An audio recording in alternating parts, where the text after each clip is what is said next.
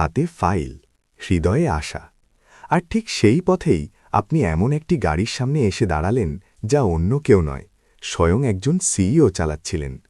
আপনি জানতেন যে এখন যদি থামেন তবে ইন্টারভিউতে দেরি হয়ে যাবে, আর যদি না থামেন তবে হয়তো নিজের সাথে আর কখনো নজর মেলাতে পারবেন না।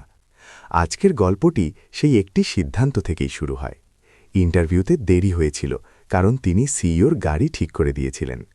তার পুরো বিশ্বাস ছিল যে এবার তিনি চাকরি থেকে বাদ পড়ে যাবেন, কিন্তু যে সত্য সামনে এলো তা সব কিছু বদলে দিল। এই গল্পটি শুধুমাত্র চাকরি বা ইন্টারভিউয়ের নয়, এটি মানবতা, সঠিক সময়ে নেওয়া সিদ্ধান্ত এবং কর্মের ফলের গল্প।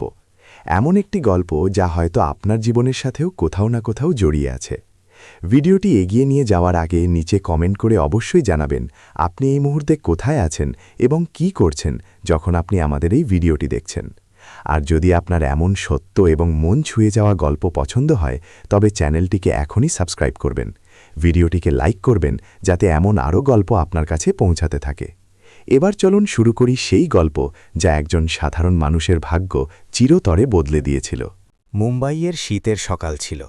ডিসেম্বরের হালকা ঠান্ডা বাতাসে ভেসে বেড়াচ্ছিল, কিন্তু ধারাভির গলিগুলোতে বরাবরের মতো জীবন জেগে উঠেছিল। কোথাও উনুনে চা ফুটছিল, কোথাও শ্রমিকেরা কাজে বেরোচ্ছিলেন, আর কোথাও কোনো ঘর থেকে কাশির মৃদু শব্দ আসছিল। সেই গলির শেষ প্রান্তে অর্জুন পাতিল নিজের ছোট ঘরের দরজাটি ধীরে করে বন্ধ করছিল। ঘরে বেশি কিছু ছিল না, একটি পুরনো খাট, ওষুধের শিশি আর জানালার পাশে বসে থাকা তার মা সাবিত্রী পাতিল। তার শ্বাস ভারী ছিল, কিন্তু ছন্দে ছিল। অর্জুন তাকে এক পলক দেখল, যেন মনে মনে জিজ্ঞাসা করছিল, আজ সব ঠিক থাকবে তো? আজ অর্জুনের জীবনের সবচেয়ে গুরুত্বপূর্ণ দিন ছিল। বান্দ্রা কুর্লা কমপ্লেক্সের একটি বড় কোম্পানিতে ইন্টারভিউ। সেই ইন্টারভিউ যা হয়তো তার মায়ের ওষুধের জন্য ধার করা থেকে তাকে বাঁচাতে পারত। সে একটি ধার করা সাদা শার্ট পরেছিল যা সারা রাত ধরে ইস্ত্রি করা হয়েছিল। জুতো পুরনো হলেও পরিষ্কার ছিল। হাতে একটি ফাইল ছিল যাতে তার বায়োডেটা এবং কিছু অপূর্ণ স্বপ্ন চাপা ছিল। বাড়ি থেকে বেরোনোর সময় অর্জুন ভগবানের কাছে কিছুই চাইল না, শুধু এইটুকু ভাবল যে পরিশ্রমের যদি কোনো মূল্য থাকে তবে আজ তা জানা যাবে। বাসে বসে থাকার সময় তার হৃৎস্পন্দন দ্রুত হচ্ছিল। বাইরে শহর ছুটছিল, হর্নের শব্দ, ট্রাফিক, মানুষ, সবাই নিজের নিজের তাগিদে ব্যস্ত ছিল। অর্জুন ঘড়ি দেখল, সময় ঠিকঠাক চলছিল। হয়তো আজ ভাগ্য তার সাথে ছিল। কিন্তু জীবন প্রায়ই সেখানেই মোড় নেয় যেখানে মানুষের মনে হয় যে এবার রাস্তা সোজা। অর্জুন কি জানত যে কিছুক্ষণের মধ্যেই তাকে এমন এক সিদ্ধান্ত নিতে হবে যা তার কেরিয়ারের চেয়ে বেশি তার সংস্কারের পরীক্ষা নিতে চলেছিল? মাঝে মধ্যে ভাগ্য দরজায় করা নাড়ে না, সে রাস্তায় দাঁড়িয়ে শুধু দেখে যে মানুষ কি বেছে নেয়। ধারাবির গলিগুলো অর্জুন পাতিলকে একদিনে মজবুত বানায়নি। এই দৃঢ়তা কোনো বই থেকে আসেনি, বরং বছরের পর বছর অভাব, মুখ বুঝে সহ্য করার অভ্যাস আর দায়িত্বের বোঝা থেকে ধীরে ধীরে তার ভেতরে জন্ম নিয়েছিল। এখানে প্রতিদিন সকালে কাজের সন্ধানে বেরোনো মানুষের পায়ে একই রকম ক্লান্তি থাকত, আর প্রতি সন্ধ্যায় ফিরে আসা মুখগুলোতে সেই একই না বলা চিন্তা। অর্জুন সেই মুখগুলোর মধ্যেই একজন ছিল। তফাৎ শুধু এইটুকুই ছিল যে সে পরিস্থিতির সাথে লড়াই করার শব্দ কখনো বাইরে আসতে দেয়নি। তার মা সাবিত্রী পাতিল দীর্ঘ সময় ধরে অসুস্থ ছিলেন। শ্বাসের কষ্ট, ওষুধের গন্ধ আর ডাক্তারের প্রেসক্রিপশনের স্তূপ, এই সবই ছিল অর্জুনের দৈনন্দিন জীবনের সত্য। ডাক্তার বিশ্রামের পরামর্শ দিতেন, কিন্তু বিশ্রামও তো এক ধরনের বিলাসিতা যা সবার ভাগ্যে জোটে না। অর্জুন এই সব বুঝত, তাই সে কখনো অভিযোগ করেনি। বাবার চলে যাওয়ার পর ঘর একা তার কাঁধেই এসে পড়েছিল। সে শিখেছিল যে কিছু দায়িত্ব কেঁদে নয়, বরং পালন করে পূর্ণ করতে হয়। কাজ যাই হোক না কেন, অর্জুন কখনো পিছপা হয়নি। কখনো গুদামে ওজন তোলা, কখনো চায়ের দোকানে গ্লাস ধোয়া, কখনো কারোর জন্য ওষুধ আনা, তার কিছুতেই আপত্তি ছিল না। দিনের শেষে যে সামান্য টাকা হাতে আসত তা মায়ের ওষুধ আর ঘরের খরচেই চলে যেত। নিজের প্রয়োজনগুলোকে সে কবে পেছনে ফেলে এসেছে তা তার নিজেরও ঠিকমতো মনে ছিল না। মা মাঝে মাঝে শুধু জিজ্ঞাসা করতেন, ক্লান্ত হয়ে যাস তো? আর অর্জুন প্রতিবার একই উত্তর দিত, অভ্যাস হয়ে গেছে আম্মা। এই উত্তর মিথ্যা ছিল না, সত্যি তার দায়িত্ব পালনের অভ্যাস হয়ে গিয়েছিল। অর্জুন পড়াশোনায় ভালো ছিল, 12 ক্লাস পাস করার পর কলেজে যাওয়ার স্বপ্নও দেখেছিল। বইগুলো আজও আলমারিতে রাখা ছিল, যেন কোনো অপূর্ণ প্রতিশ্রুতির মতো। সে পড়াশোনা ছেড়েছিল ঠিকই, কিন্তু স্বপ্নের থেকে মুখ ফেরায়নি। শুধু সেগুলোকে কিছু সময়ের জন্য একপাশে সরিয়ে রেখেছিল, এই আশায় যে পরিস্থিতি কোনোদিন তো তাকে আবার সুযোগ দেবে। ধারাবিতে থাকাকালীন সে এটাও শিখে নিয়েছিল যে স্বপ্নরা প্রায় শোরগোল করে না, তারা নিঃশব্দে অপেক্ষা করে। পাড়ার লোক অর্জুনকে চিনত। কেউ সাহায্যে চাইলে সে কখনো না বলতো না। কেউ বলতো সে খুব সহজ সরল, দুনিয়া এমন মানুষকে দ্রুত ভেঙে দেয়। অর্জুন হেসে চুপ করে থাকত। তার মনে হতো না যে ভালো হওয়া কোনো দুর্বলতা। তার মনে হতো যদি আজ সে কারো বোঝা সামান্য হালকা করতে পারে, তবে সেটাই তার সবচেয়ে বড় কামাই। হয়তো এই কারণেই সমস্যাগুলো তাকে কঠোর করেনি, বরং শান্ত করে দিয়েছিল। কিন্তু সেই সকালে যখন সে ইন্টারভিউয়ের জন্য বেরোয়েছিল, তার ভেতরে এক অদ্ভুত অস্থিরতা ছিল। এটি শুধু চাকরির চিন্তা ছিল না, এটি সেই ভয়ের মতো যা প্রতিটি ছেলের হৃদয়ে লুকিয়ে থাকে, যে জানে ঘরের সমস্ত আশা তারই ওপর টিকে আছে। আজ যদি কিছু না হয় তবে আর কবে? অর্জুন এই প্রশ্ন নিজেকে করছিল না, তবুও তা তার সাথেই চলছিল। সে জানত না যে কিছুক্ষণের মধ্যেই জীবন তাকে দিয়ে এমন এক সিদ্ধান্ত নেওয়াতে চলেছে যেখানে সঠিক এবং সহজের মধ্যে কোনো আপস হবে না। আর সেই সিদ্ধান্তই ঠিক করবে যে সে শুধু কাজের খোঁজে বেরিয়েছে নাকি নিজের সংস্কারের পরীক্ষা দিতে। সেই সকালে অর্জুন পাতিলের ভেতরে এক অদ্ভুত অস্থিরতা ছিল।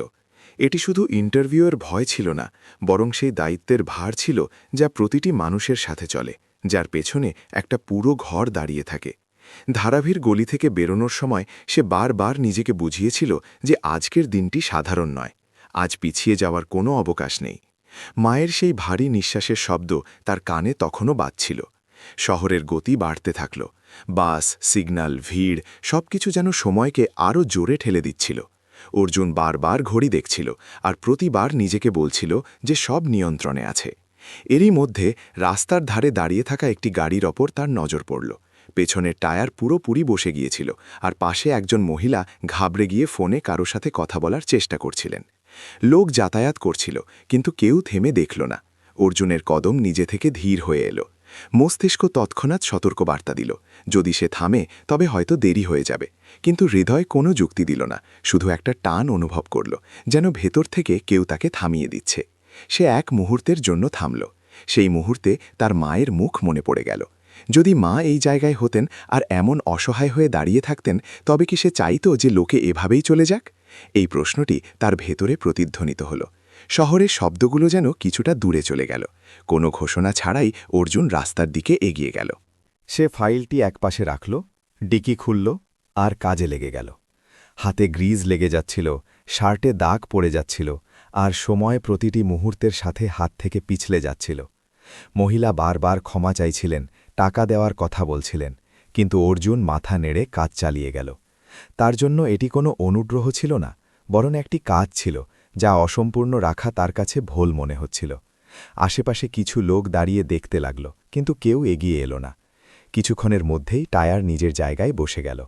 অর্জুন হাত মুছে মহিলাকে জানালো যে গাড়ি এখন সুরক্ষিত, এবং টাকা নিতে অস্বীকার করল। সে ফাইল তুলে নিয়ে দ্রুত কদমে এগিয়ে গেল। দৌড়ানোর সময় সে পরিষ্কার অনুভব করতে পারছিল যে এবার তার দেরি হয়ে গেছে।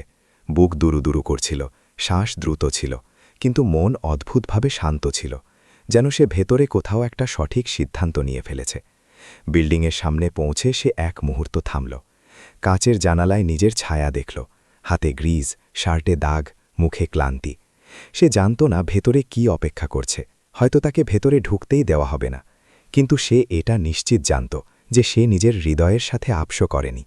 আর কখনো কখনো মানুষের কাছে এগিয়ে যাওয়ার জন্য এই একটি জিনিসই যথেষ্ট হয়। সে কি জানত যে এই সিদ্ধান্ত তাকে গন্তব্য থেকে কিছুক্ষণের জন্য দূরে নিয়ে গেলেও জীবনের সবচেয়ে বড় মোড়ের একদম কাছে নিয়ে এসেছে। বিল্ডিংয়ের ভেতরে পা রাখতেই অর্জুন পাতিলের মনে হল সে অন্য কোনো জগতে চলে এসেছে। বাইরের ধুলোবালি, শোরগোল আর হুড়োহুড়ি এখানে এসে ঠান্ডা হাওয়া আর চকচকে মেঝেতে বদলে গেছে। চারদিকে কাঁচের দেওয়াল ছিল, যাতে তার প্রতিচ্ছবি পরিষ্কার দেখা যাচ্ছিল। ক্লান্ত মুখ, এলোমেলো শ্বাস আর সেই তাড়াহুড়ো যা এখন আর লুকানো সম্ভব ছিল না। সে এক মুহূর্তের জন্য নিজেকে সামলে নিয়ে রিসেপশনের দিকে এগিয়ে গেল, যেখানে সবকিছু সুনয় আর নিয়ম অনুযায়ী চলছিল। সে নিজের নাম জানালো, ইন্টারভিউয়ের তথ্য দিল আর চুপচাপ সামনে বসে থাকা ব্যক্তির প্রতিক্রিয়া দেখতে লাগল। স্ক্রিনে নজর গেল, তারপর ঘড়িতে, আর তার সাথেই আওয়াজ এলো। ইন্টারভিউয়ের সময় পার হয়ে গেছে, প্রক্রিয়া শেষ হয়ে গেছে। গলার স্বরে কোনো কঠোরতা বা সহানুভূতি ছিল না, ছিল এক সোজা সত্য যা বদলানো যায় না। অর্জুন এটা বলার চেষ্টা করল যে রাস্তায় দেরি হয়ে গেছে, কারণ সে একজনকে সাহায্য করে ফেল। কথা শেষ হওয়ার আগেই উত্তর পরিষ্কার ছিল, নিয়ম সবার জন্য সমান। পাশে দাঁড়িয়ে থাকা নিরাপত্তারক্ষীর সামান্য মাথা নাড়ানো যেন এই সিদ্ধান্তে সিলমোহর দিচ্ছিল। অর্জুন কিছু বলল না। সে ফাইলটি 2 হাতে শক্ত করে ধরে পাশে রাখা একটি চেয়ারে বসে পড়ল। ভেতরে কোথাও কিছু একটা ভেঙে গেল, কিন্তু সে তা মুখে আসতে দিল না। তার আশেপাশে মানুষ যাতায়াত করছিল, কেউ ফোনে হাসছিল, কেউ মিটিংয়ের জন্য ব্যস্ত ছিল, আর কেউ নিজের কাজে এতটাই মগ্ন ছিল যে তাকে দেখার সময় কারো ছিল না। সেই ভিড়ের মধ্যে অর্জুন শুধু নিজের শ্বাসের শব্দ শুনতে পাচ্ছিল, যেন পুরো হলঘর হঠাৎ নিস্তব্ধ হয়ে গেছে। তার মনে অনেক প্রশ্ন জাগল, কিন্তু কোনো উত্তর মিলল না। মাকে কি বলবে? এটা বলবে যে সে দেরিতে পৌঁছেছে, নাকি এটা বলবে যে সে এক অপরিচিতের সাহায্য করেছে? দুটো কথাই ভারী ছিল। প্রথমবারের মতো সে পরিষ্কার বুঝতে পারল যে সঠিক হওয়া আর সফল হওয়ার মধ্যে ব্যবধান কতটা নিষ্ঠুর হতে পারে। সে জানত যে সে ভুল করেনি, তবুও হারের বোঝা তার কাঁধে নেমে এসেছিল। সে মাথা নিচু করে চকচকে মেঝের দিকে তাকাতে লাগল, যেন সেখানে কোথাও সামনের রাস্তা লেখা আছে। সময় ধীরে ধীরে কাটতে লাগল। কিছু দৃষ্টি তার উপর পড়ল এবং সরে গেল। কেউ তাকে চিনত না, আর হয়তো কেউ জানতেও চাইত না। সে উঠে চলেই যাচ্ছিল, কিন্তু লবির পরিবেশে হঠাৎ একটা চাঞ্চল্য দেখা দিল। পায়ের আওয়াজগুলো ছিল জোরালো এবং আত্মবিশ্বাসী। কিছু লোক নিজে থেকেই সোজা হয়ে দাঁড়াল, কেউ নিচু স্বরে অভিবাদন জানাল, আর কথাবার্তার শোরগোল যেন এক মুহূর্তের জন্য থেমে গেল। অর্জুন আপনা থেকেই মাথা তুলল। সে জানত না এইসব কার জন্য হচ্ছে, কিন্তু সে এইটুকু অনুভব করতে পারল যে বাতাসের গতি বদলে যাচ্ছে। সে ফাইলটি আবার শক্ত করে ধরল, আশার কারণে নয়, বরং এই কারণে যে সে এখনও হার মানতে শেখেনি। সে জানত না আগামী কয়েক মিনিট তার জীবনের দিক বদলে দিতে চলেছে, কিন্তু সে এটা অবশ্যই জানত যে এই মুহূর্তে সে ক্লান্ত, দেরিতে পৌঁছানো একজন মানুষ তবুও নিজের সিদ্ধান্তের সাথে দাঁড়িয়ে আছে। লবিতে ছড়িয়ে পড়া চাঞ্চল্য ধীরে ধীরে অর্জুন পাতিল পর্যন্ত পৌঁছাতে লাগল। পায়ের সেই জোরালো শব্দ, যাতে তাড়াহুড়ো নয় বরং ভরসা ছিল, যেন পুরো পরিবেশকে নিজের সাথে জড়িয়ে নিয়ে আসছিল। যে মুখগুলোতে এতক্ষণ নিজের নিজের কাজের তাগিদ ছিল, তারা নিজে থেকেই শান্ত হয়ে গেল। কেউ ফোন নিচে নামিয়ে রাখল, কেউ রাস্তা ছেড়ে দিল। অর্জুন মাথা তুলল, আর সেই মুহূর্তে তার ভেতরে কিছু একটা থমকে গেল। সামনে সেই মহিলাই ছিলেন যাকে কিছুক্ষণ আগে সে রাস্তার ধারে অসহায় বাড়িয়ে থাকতে দেখেছিল। এখন তার পোশাক ছিল সাধারণ কিন্তু প্রভাবশালী। হাঁটাচলায় আত্মবিশ্বাস ছিল, আর চোখে সেই স্থিরতা যা অভিজ্ঞতা থেকে আসে। এটি সেই মুখই ছিল, কিন্তু এখন এক আলাদা পরিচয়ের সাথে। তিনি সোজা রিসেপশনের দিকে এগিয়ে গেলেন। তিনি স্ক্রিনের দিকে হালকা নজরে তাকালেন আর শান্ত স্বরে অর্জুনের দিকে ইশারা করলেন। নাম জিজ্ঞাসা করার প্রয়োজন পড়ল না। রিসেপশন থেকে একটা ছোট সংকেত মিলল, আর তিনি তাকে কাছে ডেকে নিলেন। অর্জুনের মনে হল তার পায়ে যেন হঠাৎ ওজন হয়ে গেছে। তবুও সে উঠল। কদম ভারী ছিল, কিন্তু থামল না। মহিলা কোনো ভূমিকা ছাড়াই বললেন যে সে যেন তার সাথে ওপরে চলে। না কোনো প্রশ্ন, না কোনো আনুষ্ঠানিকতা, শুধু একটা সোজা কথা, যেন এটাই ঠিক ছিল। লিফটের ভেতরে নিস্তব্ধতা ছিল। কাছে অর্জুন নিজের প্রতিচ্ছবি দেখল। ক্লান্তি এখনও ছিল, কিন্তু চোখে একটা স্থিরতা যোগ হয়েছিল। ওপরের ফ্লোরটি আলাদা ছিল, নরম আলো, কাঠের দেওয়াল, আর এমন এক শান্তি যাতে দায়িত্বের গন্ধ ছিল। ঘরে বসতেই মহিলা নিজের পরিচয় দিলেন। তিনি এই কোম্পানির প্রধান। শব্দগুলো সরাসরি ছিল, কোনো সাজসজ্জা ছাড়াই। অর্জুন কিছু বলতে চাইছিল, ক্ষমা বা কৈফিয়ত, কিন্তু তিনি হাত তুলে তাকে থামিয়ে দিলেন। বললেন যে তাকে কিছু প্রমাণ করার দরকার নেই। তিনি তাকে রাস্তায় দেখেছিলেন, কিভাবে সে সময়ের বিরুদ্ধে দাঁড়িয়েও থেমেছিল, কিভাবে সে কোনো পরিচিতি বা পুরস্কারের আশা করেনি। তিনি জিজ্ঞাসা করলেন যে সে কেন সাহায্য করেছিল, যখন সে জানত যে এতে তার দেরি হয়ে যাবে। অর্জুন সত্যি কথাটিই বলল। সে জানালো যে সেই মুহূর্তে তার ঘরের কথা মনে পড়ে গিয়েছিল, আর সে শুধু এইটুকু জানত যে সেখান থেকে এগিয়ে চলে যাওয়া তার কাছে সঠিক মনে হচ্ছিল না। ঘরে কিছুক্ষণের জন্য নীরবতা নেমে এলো। মহিলা বললেন যে নিয়ম জরুরি, কিন্তু মানুষ নিয়মের আগে আসে। এরপর তিনি পরিষ্কার করলেন যে এটি কোনো আনুষ্ঠানিক ইন্টারভিউ নয়, আর এখনই কোনো পদ দেওয়ার প্রতিশ্রুতিও নয়। তিনি শুধু এটা বুঝতে চান যে অর্জুন কেন কাজ করতে চায়। অর্জুন বলল তার কোনো উঁচু চেয়ার চাই না, শুধু একটি স্থায়ী কাজ চাই যাতে ঘরের চিন্তা কিছু কম হতে পারে।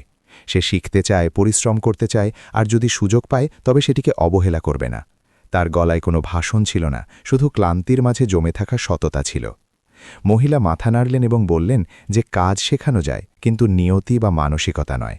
তিনি জানালেন যে কোম্পানিতে একটি নির্দিষ্ট সময়ের প্রশিক্ষণ কর্মসূচি আছে, কঠিন, চাপযুক্ত এবং কোনো ছাড় ছাড়াই। যে টিকে থাকে সেই এগিয়ে যায়। অর্জুন কোনো নাটকীয়তা ছাড়াই রাজি হল। সে শর্তগুলো মনোযোগ দিয়ে শুনল এবং বুঝে নিল যে এই রাস্তা সহজ হবে না, কিন্তু এটাও বুঝে নিল যে এটাই সেই জায়গা যেখানে তার পরিশ্রম আর সিদ্ধান্ত দুটোরই পরীক্ষা হবে। বেরোনোর সময় সে পেছন ফিরে তাকাল না। তার মনে হলো কিছু দরজা বন্ধ হয়, যাতে মানুষ সঠিক দরজায় কড়া নাড়তে পারে। সেই দিন অর্জুন চাকরি পায়নি ঠিকই, কিন্তু সে সেই সুযোগটি পেয়েছিল যা ভাগ্য খুব কম মানুষকে শেষ মুহূর্তে দেয়, নিজেকে প্রমাণ করার। পরের সকালটি অর্জুন পাতিলের জন্য কোনো নতুন শুরুর চেয়ে এক কঠিন পরীক্ষার মতো ছিল। সে সময়ের আগেই উঠে পড়ল। মা তখনও ঘুমোচ্ছিলেন। সে শব্দ না করে তৈরি হয়ে বাড়ি থেকে বেরোনোর সময় এক মুহূর্তের জন্য পেছন ফিরে দেখল, যেন নিজেকে মনে করিয়ে দিচ্ছে যে এই সুযোগ সহজে মিলবে না, আর হয়তো দ্বিতীয়বারও আসবে না। হাতে সেই অস্থায়ী পরিচয়পত্রটি ছিল যা তাকে বিল্ডিংয়ের ভেতরে আসার অনুমতি দিচ্ছিল, এবং ততটাই সহজে তার থেকে ছিনিয়েও নেওয়া যেতে পারত। এই একটি ছোট কার্ডেই তার পুরো আশা টিকেছিল। ট্রেনিং রুমটি কোনো ক্লাসরুমের মতো ছিল না, না কোনো স্বাগত জানানো, না কোনো উৎসাহ বাড়ানোর মতো ভাষণ। আলাদা আলাদা বয়সের এবং পটভূমির মানুষ ছিলেন, যাদের মুখে প্রশ্ন বেশি আর ভরসা কম ছিল। এখানে কারো এটা জানার আগ্রহ ছিল না যে অর্জুন কোথা থেকে এসেছে বা সে এখানে কিভাবে পৌঁছেছে। প্রথম দিনেই কাজ ভাগ করে দেওয়া হলো, ফাইল, ডেটা, ছোট ছোট কাজ, যাতে ভুলের কোনো জায়গা ছিল না। এখানে এটা দেখা হচ্ছিল না যে কে কত কথা বলতে পারে, বরং এটা দেখা হচ্ছিল যে কে মনোযোগ দিয়ে শোনে আর কে চাপের মধ্যেও ধৈর্য বজায় রাখতে পারে। দিন বাড়ার সাথে সাথে চাপ পরিষ্কার অনুভূত হতে লাগল।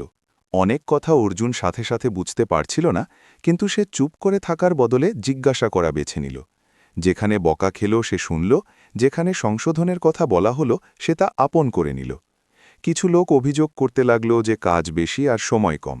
কেউ কেউ নিজেকে আলাদা করে নিল, যেন একা চলেই এগিয়ে যাবে। অর্জুন নিজের কাজে মগ্ন থাকল। তার এগিয়ে যাওয়ার কোনো তাড়া ছিল না। সে শুধু চাইত যে দায়িত্ব তাকে দেওয়া হয়েছে তা যেন সঠিকভাবে পূর্ণ হয়। এই পরিবেশেই কবির মালহোত্রাও ছিল, শিক্ষিত, আত্মবিশ্বাসে ভরপুর এবং নিজের উপস্থিতির জানান দেওয়ার মতো একজন। শুরুতে দুজনের মধ্যে কথাবার্তা শুধু কাজ পর্যন্তই সীমাবদ্ধ ছিল, কিন্তু ধীরে ধীরে অর্জুন অনুভব করতে লাগল যে কবিরের নজর প্রায়ই তাকে পরখ করছে। যখন কোনো কাজ ঠিকঠাক হয়ে যেত, কবির চুপ থাকত, আর যখন কোথাও ছোট কোনো ভুল দেখা যেত, তার নজর সবার আগে অর্জুনের দিকে যেত। এটি কোনো খোলাখুলি সংঘাত ছিল না, বরং এক নীরব প্রতিযোগিতা ছিল, যা না বলেই ভারী হয়ে উঠছিল। বিকেল পর্যন্ত অর্জুনেরও একটা ভুল হয়ে গেল। একটি নথিতে ডেটা ভুল চলে গেল, আর তা সবার সামনে ধরা পড়ল। সেই মুহূর্তে তার মনে হলো হয়তো এটাই সেই জায়গা যেখানে মানুষ ভেঙে পড়ে। কিন্তু সে কোনো অজুহাত দিল না। সে ভুল স্বীকার করল, তা ঠিক করল এবং এগিয়ে গেল। কেউ প্রশংসা করল না, কেউ তাকে ছোটও করল না। কাজ সেভাবেই চলতে লাগল যেন কিছুই হয়নি। আর হয়তো এটাই এই জায়গার আসল নিয়ম ছিল। এখানে আবেগের জন্য সময় ছিল না, শুধু কাজের জন্য জায়গা ছিল। দিনের শেষে শরীর ক্লান্ত ছিল, কিন্তু মন আগের চেয়ে অনেক বেশি পরিষ্কার। অর্জুন বুঝে গিয়েছিল যে এখানে তার গল্প কাউকে বাঁচাবে না, আর কেউ তাকে সাহায্য করতে আসবে না। এখানে শুধু তার কাজ কথা বলবে। বেরোনোর সময় শহরটা একই ছিল, ভিড় একই, শোরগোল একই, কিন্তু অর্জুনের ভেতরই কিছু একটা বদলে গিয়েছিল। সে এটা কল্পনাও করতে পারেনি যে এই নিস্তব্ধতা বেশিদিন টিকবে না, এবং খুব শীঘ্রই এই শব্দহীন প্রতিযোগিতা এক প্রকাশ্য সংঘাতে বদলে যাবে, যেখানে প্রথম আঘাত কাজ থেকে নয়, বরং মানুষের থেকে আসতে চলেছিল। প্রশিক্ষণের তৃতীয় সপ্তাহ পর্যন্ত আস্তে আস্তে পরিবেশ পুরোপুরি বদলে গিয়েছিল। এখন এটি শুধু শেখার জায়গা ছিল না, বরং টিকে থাকার কোষ্ঠী পাথর হয়ে দাঁড়িয়েছিল। সময়ের সীমা আরও কঠোর হয়েছিল, কাজের ভার বেড়ে গিয়েছিল, আর প্রতিটি ছোট ভুল এখন প্রশ্নের মতো সামনে রাখা হতে লাগল। অর্জুন পাতিল এই সবই অনুভব করছিল, কিন্তু সে নিজেকে কোনো তুলনার মধ্যে জড়ায়নি। সে জেনে গিয়েছিল যে এখানে চটপটে দেখানোর চেয়ে ভারসাম্য বজায় রাখা বেশি জরুরি। প্রতিদিন সকালে সে এই চিন্তার সাথেই বিল্ডিংয়ে ঢুকত যে আজও কেউ তার গল্প শুনবে না, আজও শুধু তার কাজ দেখা হবে। এই সময়ে টিমের কাছে একটি পুরনো রিপোর্ট আবার তৈরি করার দায়িত্ব এলো। ডেটা ছড়িয়ে ছিটিয়ে ছিল, অনেক রেকর্ড অসম্পূর্ণ ছিল, আর ওপর থেকে পরিষ্কার নির্দেশ ছিল যে সময়ের মধ্যে ফলাফল চাই। এটি সেই ধরনের কাজ ছিল যাতে পরিশ্রম বেশি আর স্বীকৃতি কম পাওয়া যায়, তাই বেশিরভাগ মানুষই এটি থেকে দূরে থাকতে চাইছিলেন। অর্জুন কোনো কথা না বলে নিজের দায়িত্ব বুঝে নিল। সে অনবরত ফাইল দেখতে থাকল, ডেটা মেলাতে লাগল, আর প্রতিটি লাইন বারবার পরীক্ষা করতে থাকল। এই ক্লান্তি আর চাপের মাঝেই একটা ভুল হয়ে গেল। একটি পুরনো ডেটা নতুন তালিকায় ঢুকে গেল, আর সেই একই ভুল রিপোর্টের পরের অংশগুলোতেও চলে গেল। মিটিংয়ে যখন এই বিষয়টি সামনে এলো, তখন ঘরে এক অদ্ভুত নিস্তব্ধতা ছড়িয়ে পড়ল। কোনো চিৎকার ছিল না, কোনো সরাসরি অভিযোগ ছিল না, কিন্তু প্রতিটি নজর প্রশ্নের রূপ নিয়েছিল। কবির মালহোত্রা কিছু বলল না, কিন্তু তার নীরবতাও হালকা বেদ ছিল। সেই মুহূর্তে অর্জুনের কাছে অনেক পথ ছিল। সে সময়ের অভাবের অজুহাত দিতে পারত, অসম্পূর্ণ ডেটার কথা বলতে পারত, বা দায়িত্ব অন্য কারোর উপর চাপিয়ে দিতে পারত, কিন্তু সে তেমনটা করল না। সে পরিষ্কার শব্দে জানালো যে ভুল তার থেকে হয়েছে এবং সে তা ঠিক করবে। এর জন্য তাকে বাড়তি সময় দিতে হলেও সে রাজি। মিটিং কোনো চূড়ান্ত মন্তব্য ছাড়াই শেষ হলো, আর কাজ তার কাছেই রেখে দেওয়া হলো। কিছু মানুষ কিছু না বলে বাইরে চলে গেলেন, কেউ কেউ নজর ফিরিয়ে নিলেন। অর্জুন নিজের জায়গায় বসে থাকল। ভয় ছিল ঠিকই, কিন্তু তার চেয়েও বেশি এই বোধ ছিল যে সে যদি এখানে টিকে থাকতে চায়, তবে পালানোর কোনো পথ তার কাছে নেই।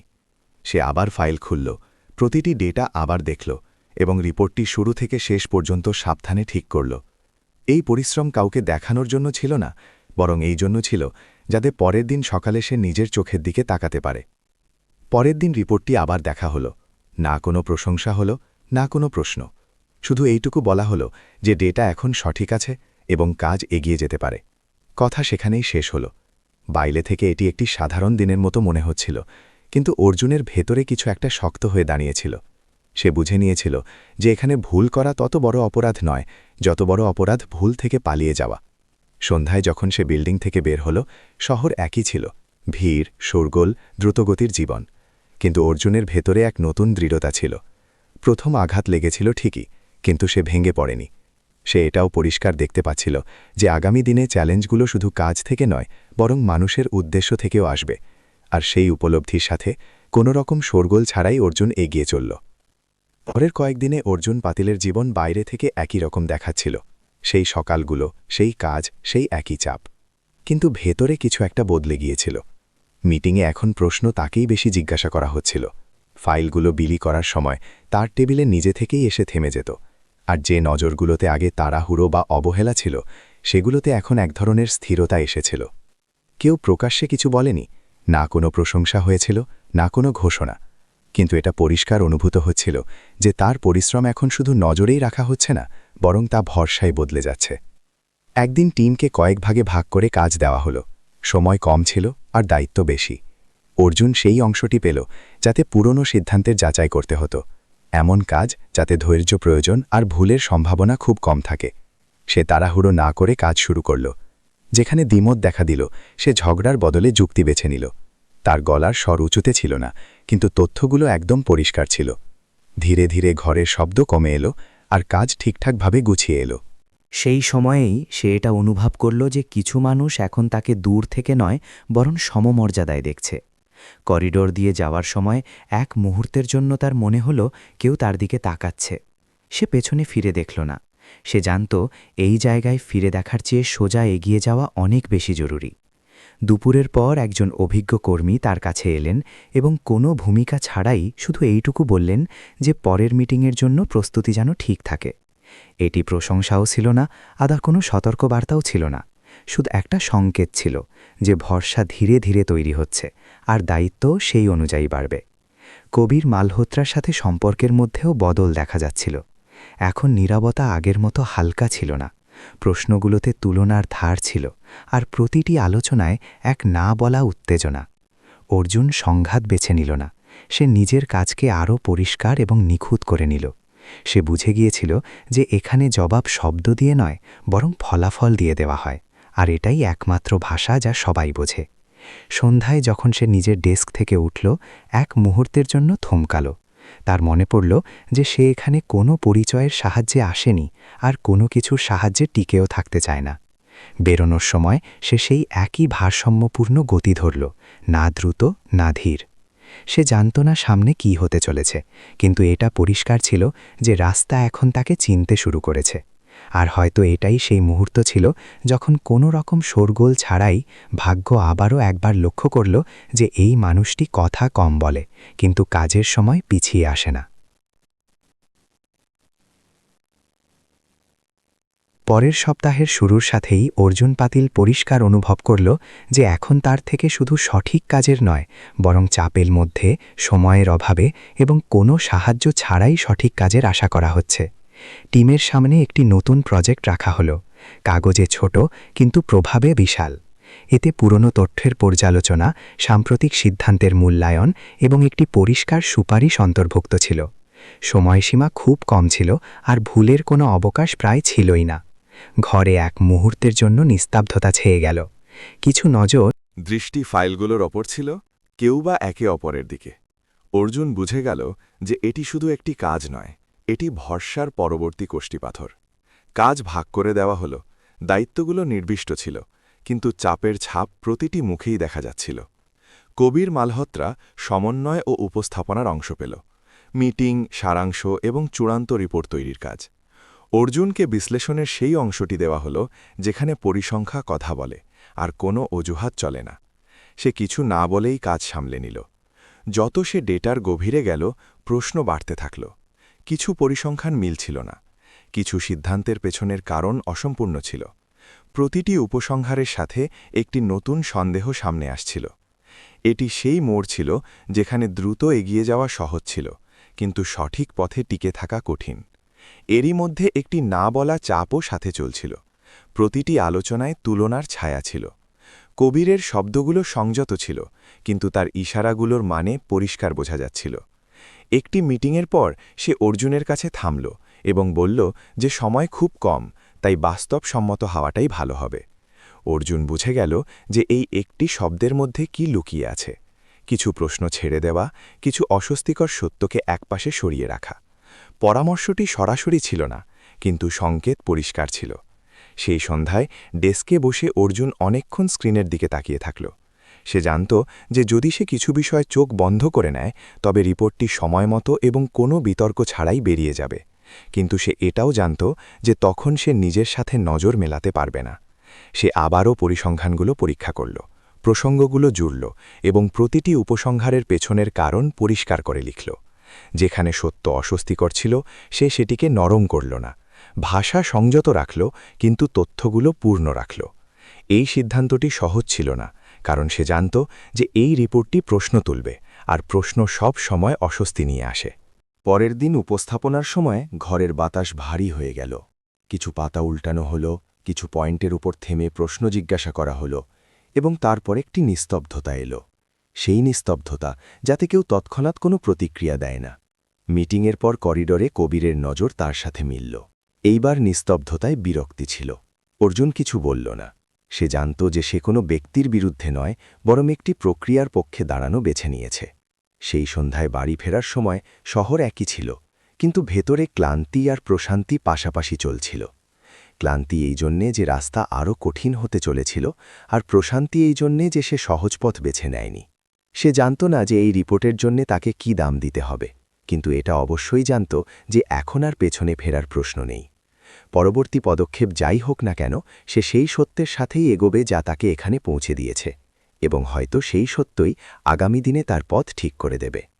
পরের কয়েকদিন অফিসের পরিবেশ অদ্ভুতভাবে শান্ত থাকল। না কোনো সরাসরি প্রতিক্রিয়া, না কোনো প্রশ্নের ঝড়। যেন রিপোর্ট তার কাজ করে ফেলেছে, এবং এখন তার প্রভাব ধীরে ধীরে নিচে নামছে। অর্জুন পাতিল নিজের দৈনন্দিন কাজে লেগে থাকল। সময়মতো আসা, ফাইল সামলানো, দায়িত্ব পালন করা। বাইরে থেকে সব স্বাভাবিক ছিল, কিন্তু ভেতরে একটি অস্থিরতা চলছিল। এটি সেই অপেক্ষার অস্থিরতা যা তখন হয় যখন মানুষ জানে যে সে সঠিক পথ বেছে নিয়েছে, এবং তার উত্তর দেরিতে হলেও আসবেই। এক সকালে তার ফোনে বার্তা এলো যে তাকে ওপরে ডাকা হয়েছে। কারণ লেখা ছিল না। অর্জুন কিছু মুহূর্ত স্ক্রিনের দিকে দেখল, তারপর দীর্ঘশ্বাস ফেলে উঠে দাঁড়াল। করিডোর দিয়ে যাওয়ার সময় আজ প্রতিটি পায়ের শব্দ তার কাছে আরও বেশি পরিষ্কার শোনা যাচ্ছিল। ঘরে পৌঁছাতেই সে অনুভব করল যে এটি কোনো আনুষ্ঠানিক কথাবার্তা হবে না। সামনে কোম্পানির প্রধান বসেছিলেন, সেই শান্ত মুখ আর সেই স্থিরতা। তিনি কোনো ভূমিকা ছাড়াই রিপোর্টের কথা শুরু করলেন। সেই অংশগুলোর কথা উল্লেখ করলেন যেখানে প্রশ্ন উঠেছিল, এবং সেই জায়গাগুলোর কথাও বললেন যেখানে সত্য অস্বস্তিকর ছিল। তিনি বললেন যে অনেক সময় সহজ পথ বুদ্ধিমত্তা মনে হয়, কিন্তু প্রতিবার তা সঠিক হয় না। অর্জুন চুপচাপ শুনতে থাকল। সে কোনো সাফাই দেওয়ার চেষ্টা করল না, কারণ তার মনে হল এখানে শব্দের চেয়ে বেশি গুরুত্ব তার সিদ্ধান্তের। তারপর তিনি তাকে জিজ্ঞাসা করলেন যে সে কেন ওই সব লিখেছে, যেখানে সে জানত যে এতে কাজ কঠিন হয়ে যাবে। অর্জুন সরাসরি জবাব দিল। সে বলল যে যদি প্রশ্নগুলো সরিয়ে দেওয়া হতো তবে রিপোর্ট সময়মতো বেরিয়ে যেত, কিন্তু সত্য সেখানেই না বলা আর অদেখা থেকে যেত, আর সে সেই সত্যের সাথেই কাজ করতে চেয়েছিল। ঘরে কিছুক্ষণের জন্য নীরবতা নেমে এলো। সেই নীরবতা ভারী ছিল না, বরং বিচার করার মতো ছিল, যেন কোনো সিদ্ধান্তের ওজন মাপা হচ্ছে। তিনি জানালেন যে এই রিপোর্টের কারণেই কিছু প্রক্রিয়া বদলে যাবে, কিছু সিদ্ধান্ত আটকে দেওয়া হবে এবং কিছু মানুষের অসুবিধা হবে। তারপর তিনি পরিষ্কার করে বললেন যে সঠিক কাজ প্রায়ই এই দামটুকুই চায়। সেই আলাপেই তিনি এটাও স্পষ্ট করলেন যে কোম্পানি এমন মানুষদেরই এগিয়ে দেয় যারা কঠিন সময় সহজ উত্তর বেছে নেয় না। না কোনো প্রশংসা, না কোনো পদের প্রতিশ্রুতি, শুধু একটি পরিষ্কার সংকেত যে সঠিক দিকটি এখন বোঝা যাচ্ছে। যখন অর্জুন ঘর থেকে বের হল, করিডোরে তার নজর কবির মালহোত্রার সাথে মিলল। এইবার সেখানে প্রকাশ্য বিরক্তি ছিল না, বরং একটি অস্বস্তিকর বোধ ছিল, যেন দুজনেই জেনে গেছে যে কিছু একটা বদলে গেছে। অর্জুন না থেমে এগিয়ে গেল। তার কারোর থেকে জেতা বা হারার দরকার ছিল না। সে শুধু এটা জানত যে সে সঠিক সময় সঠিক কথা বলেছে। সন্ধ্যায় বাড়ি ফেরার সময় সে অনেকক্ষণ জানালার পাশে বসে থাকল। বাইরে শহর তার গতিতে চলছিল, ভেতরে তার মন কিছুটা হালকা ছিল। সে বুঝে গিয়েছিল যে এটি কোনো হঠাৎ সফলতার গল্প নয়, এটি সেই ভরসার গল্প যা ধীরে ধীরে তৈরি হয় এবং প্রতিদিন পরখ করা হয়। সে কোনো উদযাপন করল না, কোনো বড় কথা বলল না, শুধু পরের দিনের কাজের প্রস্তুতি নিল, কারণ এখন সে জানত যে রাস্তা পরিষ্কার হয়ে গেছে, আর সামনে যাই হবে সেই পরিষ্কার রাস্তাতেই হবে, তা যতই কঠিন হোক না কেন। পরের দিনগুলোতে অর্জুন পাতিল পরিষ্কার অনুভব করল যে অফিসে তার জায়গা এখন আর আগের মতো নেই। না কেউ আনুষ্ঠানিক ঘোষণা করল, না কেউ এসে অভিনন্দন জানাল, কিন্তু কাজের ছোট ছোট ইশারায় বদল ফুটে উঠতে লাগল। মিটিংয়ে এখন তার কথা মাঝপথে কেটে দেওয়া হতো না। ফাইলগুলো আসার সময় তার নামের সাথে যুক্ত হতে শুরু করেছিল, এবং যে করিডোর দিয়ে সে আগে শুধু চুপচাপ যেত, সেখানে এখন মানুষজন থেমে এক মুহূর্ত তার সাথে কথা বলে নিত। এই পরিবর্তন শোরগোল করে আসেনি, তাই হয়তো অনেক বেশি জোরালো ছিল। অর্জুন জানত যে এই ধরনের জায়গায় পরিচয় যত ধীরে পাওয়া যায় তত সহজেই পিছলে যেতে পারে, তাই সে নিজেকে আগের চেয়ে আরও বেশি সামলে রাখতে শুরু করল। এই পরিবর্তনের সাথে সাথে একটি দূরত্বও তৈরি হতে লাগল। কিছু সহকর্মী আর আগের মতো রইল না, কথাবার্তা সংক্ষিপ্ত হয়ে গেল, দৃষ্টিতে সতর্কতা চলে এলো। কবির মালহোত্রার সাথে সম্পর্ক এক অদ্ভুত জায়গায় এসে থেমে গেল। খোলাখুলি কোনো সংঘাত ছিল না, কিন্তু আগের মতো সেই সহজ ভাবটাও ছিল না। দুজনেই একই ঘরে থাকত, কাজের কথা বলত এবং তারপর নিজের নিজের গণ্ডিতে ফিরে যেত। অর্জুন বুঝে গিয়েছিল যে কাজের জগতে প্রতিটি এগিয়ে যাওয়া পদক্ষেপ কাউকে না কাউকে অস্বস্তিতে ফেলে। সে এটিকে ব্যক্তিগতভাবে নিল না, শুধু নিজের কাজকে আরও পরিষ্কার আর নিখুঁত করে নিল, যাতে কেউ আঙুল তোলার সুযোগ না পায়। এরই মধ্যে তার কথাবার্তা সিয়ার সাথে বাড়তে লাগল। সে একই টিমের সাথে সমন্বয়ের কাজ সামলাত, শান্ত স্বভাবের, মন দিয়ে শোনার মতো আর প্রয়োজন ছাড়া কথা না বলার মতো একজন। প্রায়ই সে থাকত তাদের জন্য এক ভরসা, যা মিটিংয়ের আগের জটগুলো নিপুণভাবে ছাড়িয়ে দিত। অর্জুন আর সিয়ার কথা কোনো পরিকল্পনা করে বাড়েনি, কখনো কোনো রিপোর্টের সময়সীমা নিয়ে, আবার কখনো কোনো বৈঠকের প্রসঙ্গে। ধীরে ধীরে অর্জুন অনুভব করল যে সিয়ার চোখে প্রশ্ন নয়, বরং উপলব্ধি থাকে। সে কথা শেষ হবার আগে বাধা দিত না এবং কোনো সিদ্ধান্তে পৌঁছানোর আগে প্রতিটি দিক শুনে নিত। এটি কোনো হঠাৎ তৈরি হওয়া আকর্ষণ ছিল না, বরং একটি সহজ ভাব ছিল যা কোনো চেষ্টা ছাড়াই তৈরি হয়ে গিয়েছিল।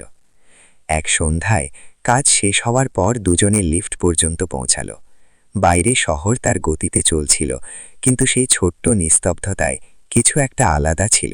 সিয়া হালকা হাসির সাথে শুধু বলল যে সে তার কাজের স্বচ্ছতার কদর করে। কোনো বড় প্রশংসা নয়, কোনো আবেগপ্রবণ বাক্য নয়, শুধু একটি সরসরি সৎ কথা। অর্জুন মাথা নাড়ল। তার মনে হল কিছু কথা শোনার জন্য শব্দের নয়, বরং নিয়তের প্রয়োজন হয়। সেই মুহূর্তে সে এটাও বুঝল যে এই কঠিন কাজের দুনিয়ায় যদি কেউ শোরগোল না করে আপনার পাশে দাঁড়ায়, তবে সেটি নিজের মধ্যেই একটি বড় ভরসা। বাড়ি ফেরার সময় অর্জুন অনেকক্ষণ জানালার বাইরে তাকিয়ে থাকল। বাইরে সবকিছু একই ছিল, কিন্তু ভেতরে এক নতুন উপলব্ধি আকার নিচ্ছিল। আগে তার সমস্ত শক্তি টিকে থাকতে ব্যয় হতো, এখন তাকে সামলে এগিয়ে যেতে শিখতে হবে, কাউকে পেছনে না ঠেলে এবং নিজেকে না বদলে। সে জানত যে এই অনুভূতি এখনও কোনো নামের মুখাপেক্ষী নয়, এটি শুধু একটি শুরু, এমন এক শুরু যা সময় চাইবে, ধৈর্য চাইবে এবং হয়তো আগামী দিনে তাকে সেই সব সিদ্ধান্তের জন্যও তৈরি করবে, যেখানে শুধু কাজ নয়, বরং হৃদয়ও কোষ্ঠীপাথরে থাকবে। পরের কয়েক সপ্তাহে অর্জুন পাতিলের জীবন বাইরে থেকে যতটা ভারসাম্যপূর্ণ দেখাচ্ছিল, ভেতরে ততটাই গভীর হতে থাকল। কাজের চাপ বেড়েছিল এবং তার সাথে দায়িত্ব। এখন তার কাছে পরামর্শ চাওয়া হতো, তার মতামত বধিভুক্ত হতো এবং অনেক সিদ্ধান্তে তার নাম কোনো শব্দ ছাড়াই যুক্ত হতে শুরু করেছিল। এটাই সেই জায়গা ছিল যার জন্য সে বছরের পর বছর পরিশ্রম করেছিল। কিন্তু এই জায়গাতেই আরও একটি স্তর যুক্ত হচ্ছিল, আবেগের। সিয়ার সাথে কথাবার্তা আগের মতোই সহজ ছিল, কিন্তু অর্জুনের ভেতরে কিছু একটা বদলে গিয়েছিল।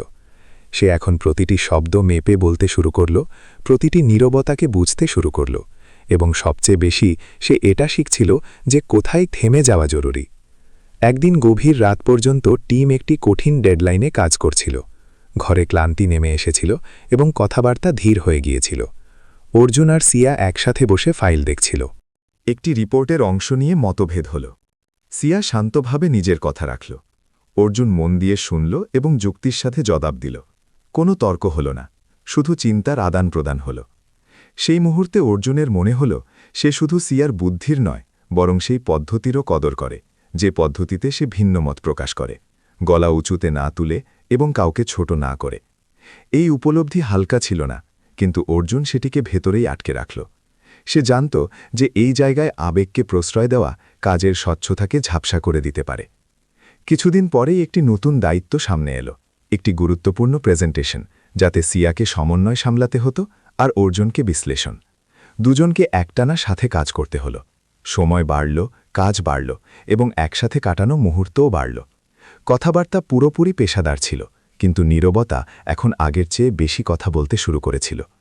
অনেক সময় অর্জুন কিছু বলতে গিয়েও থেমে যেত। তার মনে হতো যদি সে এক কদম এগিয়ে যায় তবে হয়তো পেছনে ফেরার পথ সহজ থাকবে না, আর সে এই মুহূর্তে কোনোভাবেই নিজের কাজকে বিপদে ফেলতে চাইছিল না। এক সন্ধ্যায় কাজ শেষ হওয়ার পর সিয়া তাকে খুব সাধারণ সুরে জিজ্ঞাসা করল যে সে কি কখনো ক্লান্ত হয়ে যায় সব কথা ভেতরে আটকে রাখতে রাখতে। প্রশ্নটি ছোট ছিল, কিন্তু অর্জুনের কাছে ভারী। সে কিছুক্ষণ ভাবল এবং তারপর বলল যে কিছু সীমা থাকা জরুরি, যাতে মানুষ নিজেকে হারিয়ে না ফেলে।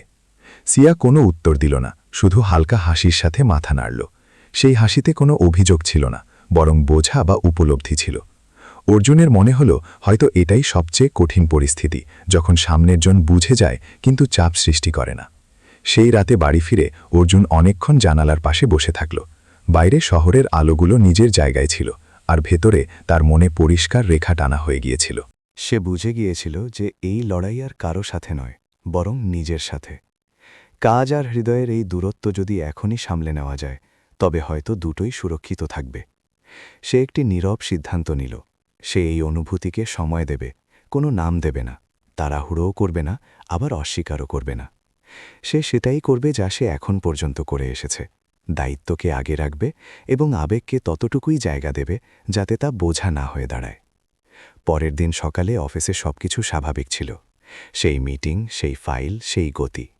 সিয়ার সাথে দেখাও হলো, কথাও হলো, কিন্তু অর্জুনের ভেতরে এক নতুন স্থিরতা ছিল, যেন সে কোনো এক জট ছাড়িয়ে ফেলেছে। সে জানত না এই ভারসাম্য কতদিন টিকবে, বা পরিস্থিতি কবে একে চ্যালেঞ্জ জানাবে।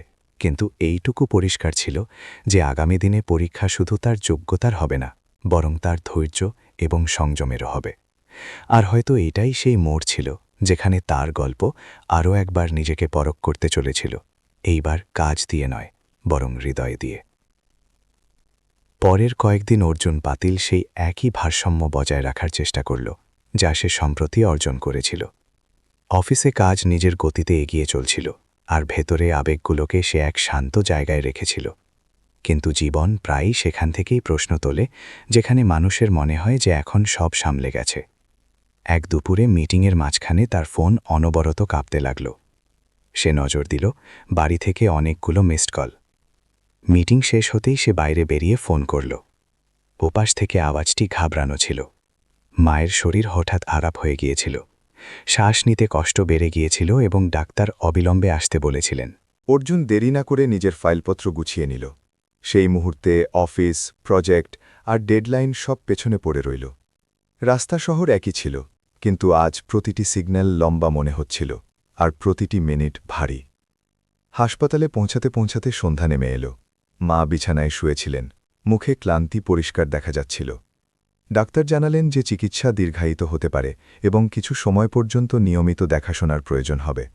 ওষুধের সময়, পরীক্ষা এবং বিশ্রাম। অর্জুন মাথা নাড়ল। প্রশ্ন করার মন ছিল না, কারণ উত্তর সে ভেতর থেকে আগেই জানত। সেই রাতে হাসপাতালের করিডোরে বসে সে অনেকক্ষণ ছাদের দিকে তাকিয়ে থাকল। ছোটবেলা থেকে সে এটাই শিখেছিল যে পরিস্থিতি যাই হোক না কেন, অভিযোগের সময় থাকে না। এইবারও সে নিজেকে সেই শিক্ষার মধ্যেই বেঁধে নিল। কিন্তু ভেতরের ভার হালকা হল না। একদিকে অফিসে সেই অবস্থান যেখানে পৌঁছনোর জন্য সে নিজেকে ঘষেছিল, অন্যদিকে মা, যাকে ছাড়া তার কোনো অস্তিত্বই ছিল না। দুজনের মাঝে দাঁড়িয়ে থাকা সে নিজে, ক্লান্ত কিন্তু পালানোর জন্য প্রস্তুত নয়। পরের দিন অফিসে পৌঁছে সে তার ম্যানেজারের সাথে কথা বলল। পরিস্থিতি সে সোজাসুজি জানাল, না কোনো অজুহাত, না কোনো আবেগপ্রবণতা। সে বলল যে তার কিছু সময়ের জন্য নমনীয়তা প্রয়োজন, যাতে সে বাড়ি এবং কাজ দুটোই সামলাতে পারে। ঘরে কিছুক্ষণের নীরবতা ছিল। উত্তর তৎক্ষণাৎ এল না, কিন্তু ফিরিয়ে দেওয়ার মতোই ছিল না। বলা হলো যে ব্যবস্থা দেখার চেষ্টা করা হবে, তবে এটাও পরিষ্কার ছিল যে কাজের দাবি কম হবে না। অর্জুন রাজি হল। সে কোনো বাড়তি সুবিধার আশা নিয়ে আসেনি, শুধু সত্যিটা সামনে রাখতে এসেছিল। সে জানত এই রাস্তা সহজ হবে না, কিন্তু এটাই ছিল তার রাস্তা। সেই সন্ধ্যায় সিয়া তাকে কফি মেশিনের পাশে থামিয়ে দিল। সে কিছু জিজ্ঞাসা করল না, শুধু এইটুকু বলল যে যদি কখনো সাহায্যের দরকার হয় তবে যেন সে জানায়। বাক্যটি ছোট ছিল, কিন্তু তার পেছনের উদ্দেশ্য পরিষ্কার ছিল। অর্জুন ধন্যবাদ জানিয়ে এগিয়ে গেল। সে অনুভব করল যে সাহায্য সবসময় বড় বড় প্রতিশ্রুতিতে আসে না, অনেক সময় তা শুধু সঠিক সময়ে বলা একটি বাক্যের মধ্যেই মিলে যায়। বাড়ি ফেরার সময় সে ঠিক করল যে সে না কাজ থেকে পিছিয়ে যাবে, না বাড়ি থেকে মুখ ফেরাবে। ভারসাম্য টলবে, ক্লান্তি বাড়বে, কিন্তু সেই পরীক্ষাই এখন তার। সে জানত না আগামী দিনগুলোতে এই দায়িত্ব তাকে কতবার ভাঙবে বা মজবুত বানাবে। তবে এইটুকু নিশ্চিত ছিল যে এখন গল্পটি শুধু অফিসের রইল না, এটি ছিল তার সহ্য শক্তি, তার সম্পর্ক এবং তার অগ্রাধিকারের গল্প। আর হয়তো এখান থেকেই সে আরও এক গভীর মোড়ের দিকে এগিয়ে যেতে চলেছিল। পরের কয়েক সপ্তাহে অর্জুন পাতিলের দিনগুলো পরিষ্কারভাবে দুই ভাগে ভাগ হয়ে গিয়েছিল। সকালে হাসপাতালের এবং ঘরের দায়িত্ব, দুপুরে অফিসের মিটিং, আর সন্ধ্যায় অসম্পূর্ণ ঘুম ও অসম্পূর্ণ কাজের মধ্যে কাটতে লাগল। সে সব জায়গায় সময়মতো পৌঁছানোর চেষ্টা করত এবং প্রতিটি দায়িত্ব পালনের অভ্যাসকে ধরে রাখত। কিন্তু শরীর ও মন দুটোর ওপরই চাপ পরিষ্কার দেখা দিতে শুরু করেছিল। অফিসে একটি বড় ক্লায়েন্ট প্রজেক্ট শুরু হয়েছিল, যার প্রস্তুতিতে কোনো ধরনের ঢিলেমির অবকাশ ছিল না। অর্জুনের ভূমিকা এই প্রজেক্টে গুরুত্বপূর্ণ ছিল এবং এই কারণেই তার ওপর প্রত্যাশাও বেশি ছিল। সেই সময়ে মায়ের শরীর ওঠানামা করতে থাকল। ওষুধের সময়, পরীক্ষার তারিখ এবং ডাক্তারের নির্দেশ তার রুটিনের অংশ হয়ে গিয়েছিল। এই ভারসাম্য এখন আর কোনো অভ্যাসের মতো নয়, বরং প্রতিদিনের পরীক্ষার মতো হয়ে গিয়েছিল। একদিন এই পরীক্ষার সামনে এসে দাঁড়াল। অফিসে একটি অত্যন্ত গুরুত্বপূর্ণ মিটিং ঠিক করা ছিল, আর ঠিক সেই সময়ে হাসপাতাল থেকে ফোন এলো, মাকে অবিলম্বে দেখা প্রয়োজন। অর্জুন কিছুক্ষণ সেখানেই দাঁড়িয়ে রইল, হাতে ফোন আর সামনে মিটিং রুমের দরজা। তারপর সে কোনো নাটকীয়তা ছাড়াই সিদ্ধান্ত নিল। সে তার ম্যানেজারকে একটি ছোট মেসেজ পাঠালো যে তাকে জরুরি অবস্থায় বেরোতে হচ্ছে, এবং সে সোজা হাসপাতালের দিকে এগিয়ে গেল। সারা রাস্তা সে জানত যে এই সিদ্ধান্ত অফিসে প্রশ্ন তুলবে, কিন্তু সেই মুহূর্তে তার কাছে প্রশ্নের চেয়ে উত্তর বেশি জরুরি ছিল। হাসপাতালে পৌঁছে সে মাকে দেখল। অবস্থা স্থিতিশীল ছিল, কিন্তু চোখে ভয় পরিষ্কার ছিল। অর্জুন সেখানেই বসে পড়ল, যেন সে এক মুহূর্তে আবার বুঝে গেল যে কিছু দায়িত্ব যে কোনো মিটিংয়ের চেয়ে বড় হয়। পরের দিন অফিসে পরিবেশ বদলে গিয়েছিল। কেউ গলা উঁচিয়ে কিছু বলেনি, কিন্তু কথাবার্তায় একটা স্থবিরতা ছিল। মিটিংয়ের পর তাকে ওপরে ডাকা হলো। ঘরে সেই শান্ত কিন্তু কঠোর স্পষ্টতা ছিল। তাকে সরাসরি জিজ্ঞাসা করা হলো যে এমন পরিস্থিতি কি আগামী দিনেও আসতে পারে এবং সে কি প্রজেক্টের দায়িত্ব পালন করতে পারবে। অর্জুন এইবার কথা ঘুরিয়ে বলল না। সে পরিষ্কার বলল যে পরিস্থিতি অস্থায়ী নয় এবং কিছু সময় পর্যন্ত তাকে বাড়ি আর কাজের মধ্যে এই ভারসাম্য বজায় রাখতে হবে। সে এটাও স্পষ্ট করল যে সে তার কাজ থেকে পিছিয়ে যাবে না, কিন্তু প্রতিটি জরুরি অবস্থা তার নিয়ন্ত্রণে থাকবে না। জবাবে বলা হলো যে কোম্পানি সহযোগিতা করতে পারে, কিন্তু প্রজেক্টের প্রত্যাশা কমবে না। এটি কোনো হুমকি ছিল না, শুধু বাস্তবতা ছিল। অর্জুন মাথা নাড়ল। সে বুঝে গিয়েছিল যে এটাই সেই সংঘাত যা থেকে এখন আর বাঁচা সম্ভব নয়। সেই সন্ধ্যায় সিয়া তাকে কফি মেশিনের কাছে দেখল। সে তার মুখের ক্লান্তি দেখল এবং কোনো ভূমিকা ছাড়াই জিজ্ঞাসা করল যে সব কি সামলে যাচ্ছে। অর্জুন প্রথমবারের মতো কথা অসম্পূর্ণ রাখল না। সে পরিষ্কার বলল যে ঘরের দায়িত্ব বেড়ে গেছে এবং কাজের সাথে তালমেল রাখা সহজ হচ্ছে না। সিয়া মন দিয়ে শুনল, মাঝপথে বাধা দিল না। তারপর সে শান্ত স্বরে শুধু এইটুকু বলল যে কখনো কখনো পরিষ্কার বলে দেওয়াই সবচেয়ে সৎ পথ হয়, যদিও তার ফলাফল তৎক্ষণাৎ আরামদায়ক নাও হতে পারে। এটি কোনো পরামর্শ ছিল না, বরং সেই সত্যের স্বীকৃতি ছিল যা অর্জুন নিজের ভেতরে স্বীকার করে নিয়েছিল। সেই রাতে অর্জুন অনেক রাত পর্যন্ত জেগে থাকল। সে আগামী সপ্তাহগুলোর তালিকা বানাল, মিটিং, হাসপাতালের তারিখ, কাজের বিভাজন। সে কিছু দায়িত্ব টিমের সাথে ভাগ করে নেওয়ার সিদ্ধান্ত নিল এবং কিছু কাজের জন্য সময়সীমা আগেই ঠিক করে দিল।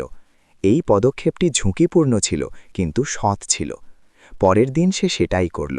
সে তার টিমের সামনে দায়িত্বের পরিষ্কার বিভাজন রাখল, জরুরি অবস্থায় খবর দেওয়ার পদ্ধতি ঠিক করল এবং নিজের অংশের কাজ পরিষ্কার শব্দে জানাল।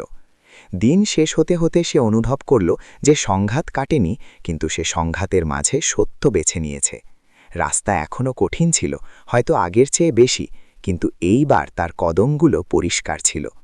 সে কাজ, পরিবার এবং নিজের হৃদয় তিনটের সামনেই সেই সত্য রেখেছিল যা এতক্ষণ ভেতরে চাপা ছিল।